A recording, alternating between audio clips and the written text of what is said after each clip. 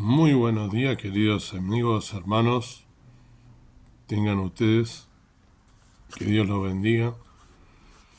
Como verán, estoy abrigado bajo la temperatura y hay que cuidarse porque uno va entrando en cierta edad donde hay que cuidarse. Bien, en esta mañana, continuando con el libro que comenzáramos del hermano y pastor Pedro Fuentes, Contradicciones de la Iglesia, te quiero compartir el capítulo 5 de este muy rico libro que nos enseña mucho acerca de esas contradicciones que tiene la Iglesia, aquellos elegidos de Dios en las congregaciones donde van a adorar a Dios y a escuchar su palabra. Como está compuesta por seres humanos, tiene por supuesto errores. Dios ordenó a Moisés que generara una forma de institucionalidad. Leí, ¿cierto? El título, Institucionalidad en el pueblo de Israel, es el título. Dios ordenó a Moisés que generara una forma de institucionalidad para su pueblo. El propósito era que pudieran disponer de las condiciones organizativas y legales bien establecidas para cumplir así los propósitos de Dios. Desde el nacimiento de Israel como nación podemos observar la estructura y organización que fue desarrollándose en el devenir de su historia. En cada área de su existencia como nación hubo institucionalidad. Para su forma de gobierno hubo reyes. Para su desarrollo religioso, el Señor puso profetas y sacerdotes. Todo giraba en torno a su orden y a una forma de gobierno y administración. La institucionalidad para el pueblo de Israel fue la propuesta de Dios para su buen funcionamiento. El gobierno. El pueblo de Israel, desde su constitución como nación, fue gobernada por jueces hasta que le pidieron a Dios tener un rey como las demás naciones. Dios le concedió este pedido y les puso normas para encuadrar la conducta que debían mantener quienes ejercieran el cargo de reyes. Con la forma de gobierno monárquico, se estableció una estructura política muy centralizada y más jerárquica que en el período de los jueces. Esto daba algunas prerrogativas para que los monarcas abusaran de su poder y explotaran al pueblo en su beneficio. Dios, quien conoce perfectamente el corazón del hombre, dejó instrucciones precisas para evitar estos excesos, pero tristemente fueron muy pocos quienes la obedecieron. Leyes sobre los reyes de Israel, Deuteronomio 17, del 14 al 20. Cuando hayas entrado en la tierra que Jehová tu Dios te da, y tomes posesión de ella y la habites, y digas, pondré un rey sobre mí, como todas las naciones que están en mis alrededores, ciertamente pondrás por rey sobre ti al que Jehová tu Dios escogiere. De entre tus hermanos pondrás rey sobre ti. No podrás poner sobre ti a hombre extranjero que no sea tu hermano. Pero él no aumentará para sí caballos, ni hará volver al pueblo de Egipto con el fin de aumentar caballos, porque Jehová os ha dicho, no volváis nunca por este camino. Ni tomará para sí muchas mujeres, para que su corazón no se desvíe, ni plata ni oro amontonará para sí en abundancia. Y cuando se siente sobre el trono de su reino, entonces escribirá para sí en un libro una copia de esta ley, del original que está al cuidado de los sacerdotes levitas, y lo tendrá consigo y leerá en él todos los días de su vida, para que aprenda a temer a Jehová su Dios, para guardar todas las palabras de esta ley y estos estatutos, para ponerlos por obra, para que no se eleve su corazón sobre sus hermanos, ni se aparte del mandamiento, a diestra ni a siniestra, a fin de que prolongue sus días en su reino, él y sus hijos en medio de Israel. Solo algunos reyes dirigieron bien la institución llamada Reino de Judá o Reino del Sur. Al igual que los demás, podrían haber mal usado el lugar que ocupaban como monarcas y abusar de la función que se les encomendó. Sin embargo, fueron fieles a Dios e hicieron un buen gobierno. De los 20 reyes de Judá, 8 hicieron lo correcto y agradaron a Dios: Asa, Josafat, Joás, Amasías, Usías, Jotam, Ezequías y Josías. Los otros 12 reyes fueron uno peor que el anterior porque usaron el poder para su propio beneficio y deshonraron a Dios. En el caso del reino de Israel o reino del norte, de los 20 reyes, ninguno buscó hacer las cosas bien y todos se corrompieron. Para muchos de estos reyes, la institucionalidad en la que desarrollaron su función les permitió encontrar la excusa perfecta para dar rienda suelta a sus instintos y abusar del poder que se les había otorgado. Repasemos la vida y el accionar de dos casos extremos que aparecen en la historia de los reyes de Judá, que nos ilustrarán cómo la vida institucional puede afectar para bien o para mal indistintamente. Veremos cómo todo depende de las personas y de sus decisiones, y no necesariamente de las reglas y leyes que dirigen una institución. Un mal ejemplo. El rey Manasés, quien gobernó por 52 años al pueblo de Judá durante los años 697 a 642 a.C., fue uno de los reyes más perversos de los 20 reyes que tuvo Judá. La diferencia con su padre Ezequías es enorme y su modo de vida fue diametralmente opuesto. En 2 Reyes 21 del 1 al 18 y 2 Crónicas 33 del 1 al 20 se destacan características del reinado de Manasés. Fomentó la adoración a dioses paganos, permitiendo la práctica de la idolatría. El monoteísmo que Dios exigía no tenía lugar en las convicciones de Manasés. Hizo construir altares a dioses paganos, incluso dentro del templo de Jerusalén, profanando así el lugar sagrado. Este rey fue tan impío y sin respeto por las normas de Dios que llegó a sacrificar vidas humanas y, más cruel aún, quemó a sus propios hijos como ofrenda a los ídolos. A quienes se oponían a sus perversas prácticas los perseguía y los mataba.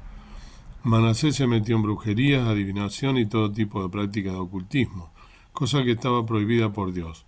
Fue vasallo del imperio asirio y puesto en prisión en Babilonia, donde vivió encadenado y sufrió grandes dolores como consecuencia de sus perversiones y desobediencia.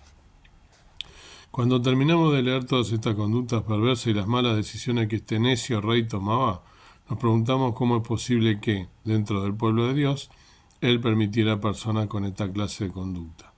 Seguramente mucha gente inocente sufrió consecuencias nefastas y todo el pueblo se vio afectado por esta mala administración. No cabe duda de que Dios sabía lo que el pueblo estaba viviendo y muchos clamarían a Dios por su intervención. Aun cuando no encontremos respuesta a tanta injusticia, sabemos que el Señor sigue en el control de todos los reinos en la tierra. El rey Manasés pudo haber terminado de la peor manera, pero al final de sus días se arrepintió de su mala conducta y clamó a Dios. Él fue perdonado aunque nos fastidie un poco. El Señor siempre tiene gracia para quienes le buscan de todo corazón. Este hombre vivió el resto de sus días buscando reparar todo el daño que había hecho a su pueblo, intentando que los demás no cayeran en el error en que él anduvo tanto tiempo. Dios siempre tiene misericordia y está dispuesto a perdonar cuando lo buscamos con verdadero arrepentimiento. Frente a tan grande abuso de poder ejercido por Manasés, podemos hacer algunas reflexiones. Dios no tiene la culpa de la perversión del hombre, ya que Él lo creó en libertad y deja que tome sus propias decisiones. La institución en la que realizamos nuestra actividad no es la responsable de nuestra manera equivocada de hacer las cosas ni de las decisiones que tomemos. Llegará el día en que todos tendremos que dar cuenta de nuestros actos aquí en la tierra, sin importar el lugar que hayamos ocupado en la trama social en que nos toque actuar. Dios utilizará para bendecirnos las injusticias que hayamos vivido por movernos en una comunidad institucional, aunque en el presente nos parezca que no tienen ningún sentido. En grande dice, la institución en la que realizamos nuestra actividad no es la responsable de nuestra manera equivocada de hacer las cosas. Un buen ejemplo. Para un líder, hacer las cosas bien cuando se tiene poder de decisión en una comunidad no depende del grado de institucionalidad que se disponga, sino de las convicciones que la persona sostenga. De los reyes del pueblo de Dios quisiera mencionar a Josías, quien fue rey de Judá entre los años 640 a.C. y 609 a.C. aproximadamente, y se lo reconoce como uno de los reyes más piadosos del pueblo de Dios. Encontramos registrada su historia en 2 Reyes 22:1 al 23:30, y también en 2 Crónicas 34:1 al 35:27. Gobernó durante 31 años, dejó huellas imborrables en la historia de su pueblo y un legado para seguir hasta nuestros días.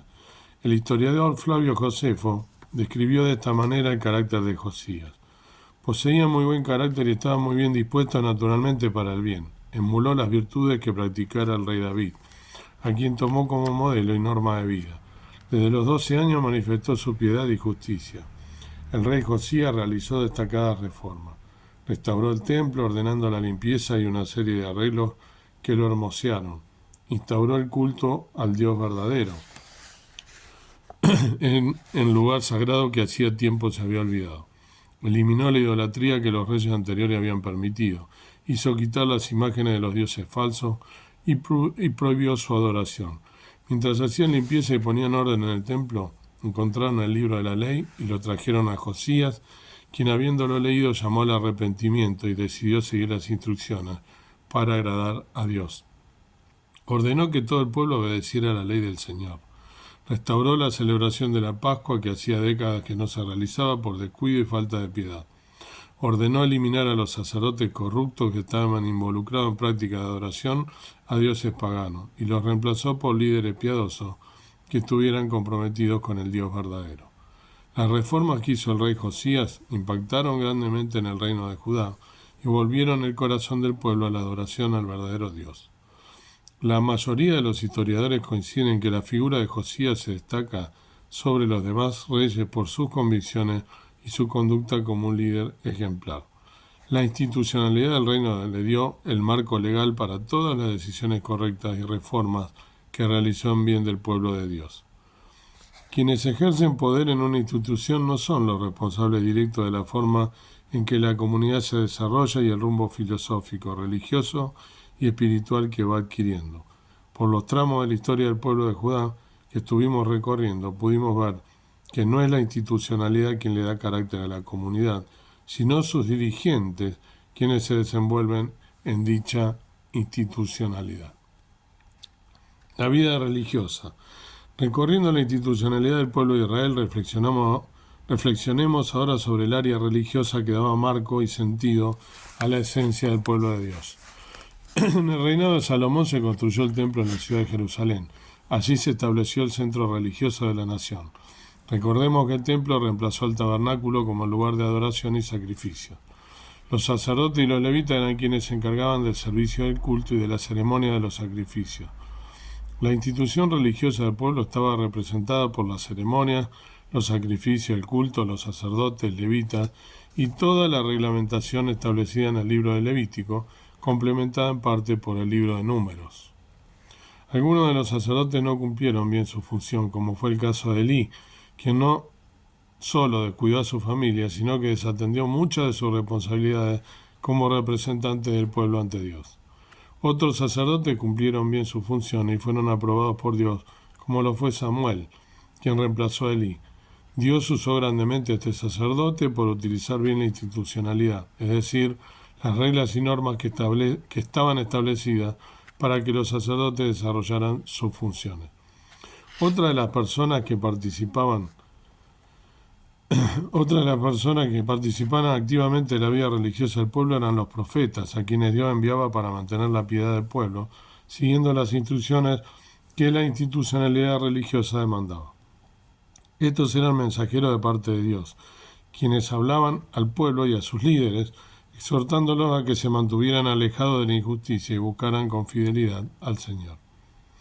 Muchos de estos siervos de Dios pagaron un precio muy alto por defender la verdad de Dios, pero otros aprovechaban las reglas y normas ceremoniales y las utilizaban para disfrazarlas una falsa espiritualidad. Podríamos citar a los falsos profetas, quienes para quedar bien con el poder de turno, daban falsas profecías pervirtiendo la verdad y llevando al pueblo a la desgracia total.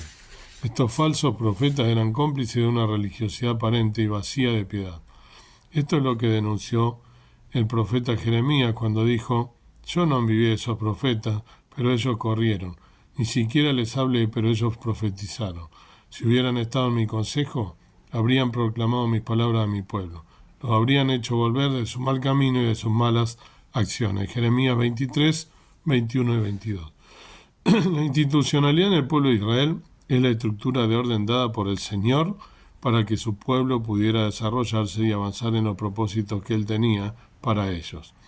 El problema no estuvo en las reglas establecidas para el funcionamiento de la nación, sino en la pecaminosidad de las personas que debían hacer funcionar esa estructura. Las reglas y normas estaban basadas en los principios de Dios que cuando se aplicaban permitían que la bendición del Señor corriera para todas las personas que vivían en su comunidad. Tristemente, el pueblo de Israel sufrió graves consecuencias porque sus líderes no respetaron ni obedecieron lo que Dios les había ordenado. Vimos también que cuando se aplicaron correctamente las instrucciones de Dios, la nación como institución funcionó bien y permitió que el pueblo viviera en paz y en progreso. Muy interesante este quinto capítulo que nos habla justamente de cómo las normas y reglas que Dios puso tan establecidas en la palabra de Dios, y cuando los líderes, cuando los pastores, cuando aquellos que deben guiar al pueblo de Dios abusan del poder que tienen, abusan de ese, entre comillas, cargo que tienen, justamente llevan a las personas que lo siguen y que confían en él a la ruina, llevan a que ese exceso de autoridad haga que las cosas caminen mal. Cuando queremos gobernar de acuerdo a nuestros principios, a nuestra forma de ver las cosas y no de acuerdo a la voluntad de Dios, cuando no nos encomendamos a Dios, cuando no tenemos humildad para llevar a cabo y entregar nuestros pecados día a día, cuando no hacemos las cosas que la palabra de Dios dice y seguimos nuestro instinto y nuestra forma de ver las cosas, y más si aún abusamos de esa autoridad que tenemos, vamos a cerrar el camino y vamos a dañar a mucha gente. Pero como dice el capítulo, cada uno va a ser juzgado por sus actos. Yo, la responsabilidad que tengo, y cada uno de ustedes en la responsabilidad que tengan. Por más que sean simples oidores y no den la palabra de Dios en ningún lugar o no participen, por no participar ya van a ser juzgados, porque obviamente si somos seguidores de Cristo, Cristo mostró que nosotros debemos servir y debemos en todo tiempo llevar su palabra, ir por todo el mundo y predicar el Evangelio a toda criatura. Por lo tanto, no podemos ser simples oidores, sino que debemos ser hacedores de su palabra. Y los líderes y los pastores son quienes tienen una mayor responsabilidad. Cada uno será juzgado por sus acciones, sus actos, y cuanto más sabemos de la palabra de Dios, mayor es nuestra responsabilidad. Que Dios te bendiga. Amado Dios, amado Padre Celestial, gracias por tu palabra, por este siervo tuyo que comparte estas experiencias en esta institucionalidad, en estos buenos y malos ejemplos del pueblo de Israel, el pueblo de Dios, en el cual cada vez que se apartaron de ti, les fue mal, cada vez que se apartaron de ti hicieron tanto daño, llevándose a la idolatría y llevando a su pueblo a sufrir las consecuencias. Y así también aquellos líderes, aquellos pastores, aquellos que deben llevar tu palabra y tienen esa responsabilidad y siguen sus instintos y siguen su idolatría, no necesariamente levantando ídolos como lo hacían estos reyes malvados, pero sí teniendo sus ídolos, que es su carne y su forma de manejarse de acuerdo a su forma de pensar y no a las leyes divinas, hacen tanto daño. Esto lo vemos en muchas de las congregaciones hoy en día, lamentablemente, aquellas inclusive que piensan que están dentro de tu palabra y que vemos que aún cometen errores graves que hacen que aquellas personas con buena voluntad los sigan creyendo en ellos a rajatabla y no dándose cuenta que tu palabra es clara cuando dice que todo aquello que no está de acuerdo a tu palabra está mal y que debemos también denunciarlo. Gracias porque tu palabra es clara, gracias por los buenos ejemplos que tenemos en ella, aquellos que se han manejado de acuerdo a ella y han llevado bien al pueblo de Israel. Y así también hay líderes correctos que hacen lo agradable y lo bueno delante de Dios, que llevan adelante tu palabra y que también realizan todas aquellas obras que tú le has mandado. Sabemos también que ninguna congregación es perfecta porque está compuesta por seres humanos. Ayúdanos a serte fieles hasta el día de tu venida y a cada uno de nosotros tomar el ejemplo de lo que está escrito en la Biblia y no honrar al hombre ni confiar en el hombre ni en la mujer, sino solo confiar en Dios y en la justicia que viene de lo alto.